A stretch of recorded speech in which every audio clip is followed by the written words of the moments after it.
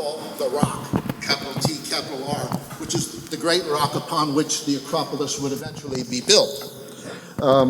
And as Greek Americans and Hellenophiles, we have both here, we can be proud of the cultural legacy to which we are heirs. It so happens that we are the beneficiaries to an embarrassment of riches when it comes to the depth of Greek culture. And one could argue that without its truly ancient roots, Greek culture might have been just a minor footnote in the timeline of history, but instead, it's one of its pillars, and a big one. And here's why. As history would have it, the collective intellect that evolved in ancient Greece began when its culture achieved one singular milestone event. And it began, it began thinking about thought itself. It began thinking about thought itself. And this was, well, you know, pardon the reference, but this was a mental broad jump of Olympic proportions from which the very bedrock of classical Greek culture derived. And that was its philosophy, and philosophy translates as love of wisdom. And this became the underpinning of the rich academic culture from which Athens became the center during its golden age. Initially, these ideas were passed on verbally. But in order to keep a record of their culture, Hellenes developed a writing system that included an alphabet, right? They were the first European culture to do that, and that's important. And they developed a writing system based on Phoenician characters and maybe a little bit of Aramaic, and then they added some characters for vowel sounds. So, and this is where the relationship of Greeks and the written word begins. And it's important because it brings us to the next reason why Hellenic culture became a pillar of Western civilization. Our ancestors wrote a lot of what they were doing, they wrote it down. And everything that they wrote down did not make it through the centuries since then. And everything they wrote did not, they didn't write everything down, but that which they did, all of what they did not necessarily survive through to the present, but a lot did.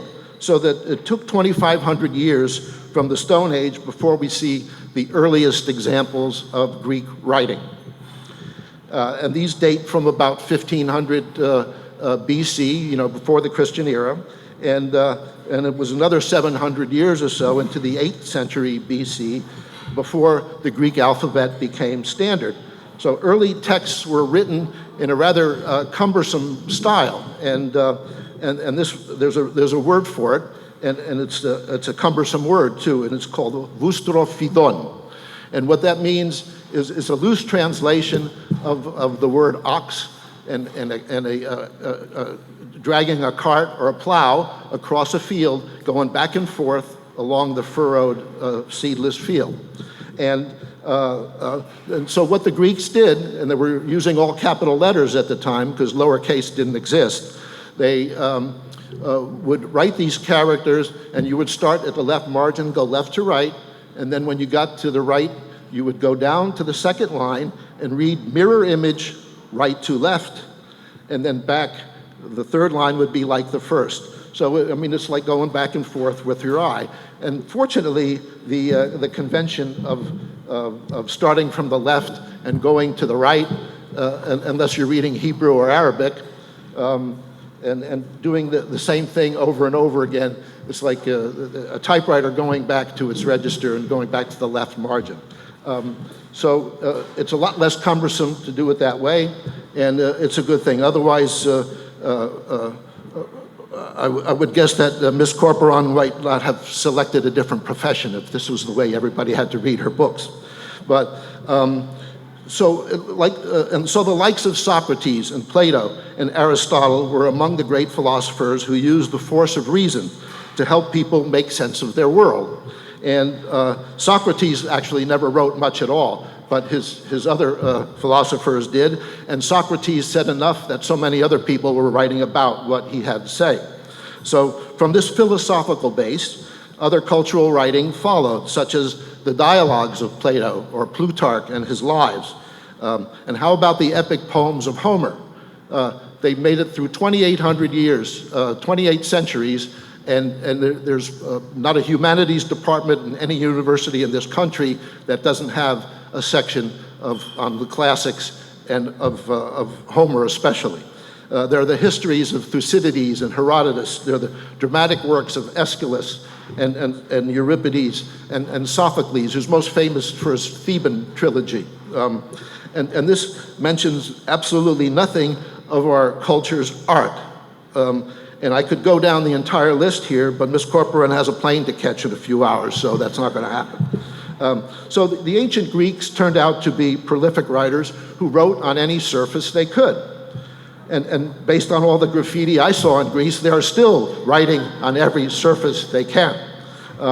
So the time from the golden age of Greece through the end of the classical antiquity and into the fall of Constantinople, which is 1453 in the Christian era, is about 2,000 years. And the Greek spoken and written during that time is called Byzantine.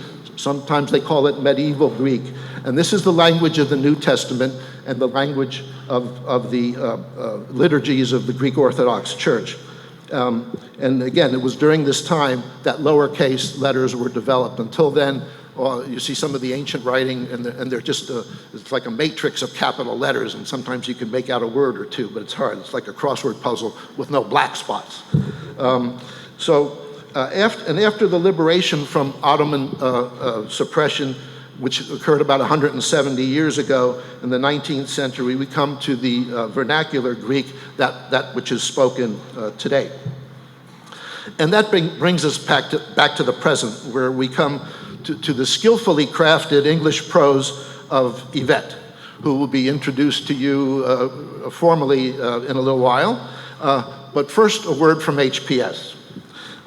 Our quote, our mission is to present a unified voice of the Hellenes in northeastern Ohio that will promote the Greek experience through programs, collection, and preservation. At each place setting, you should have a book there, don't eat it. There'll be a buffet situation set up for you, but each place setting is one of Yvette's current book, most recent book, Daughter of Ruins. And in each book is a bookmark upon which is a QR code that will give your smartphone, that will get your smartphone to our website. And if you don't know how to do this, ask one of your grandchildren, they'll help. So please visit hpsneo.org and read about, for example, the Great Collis lecture that Dr. John Papadopoulos delivered in late September. You can visit the restored Annunciation Church icons that were professionally rephotographed and currently up on our site. You can find out how HPS recently supplemented the Medina School's second graders' studies of ancient Greece. You can visit our museum without walls to see liturgical items, costumes, textiles, jewelry, archival photos, and Hellenic memorabilia in our collections. And have a look also at our newly added classics and mythology content being developed almost as we speak. And also visit our Agora gift shop. The holidays are coming. And most importantly, please visit our membership page and join us at whatever level you can. Our members are important to us, and we need everybody. So please stop by our table and check it out. It's all back there. So thank you so much for your time and kind attention this afternoon, and may God bless. Thank you.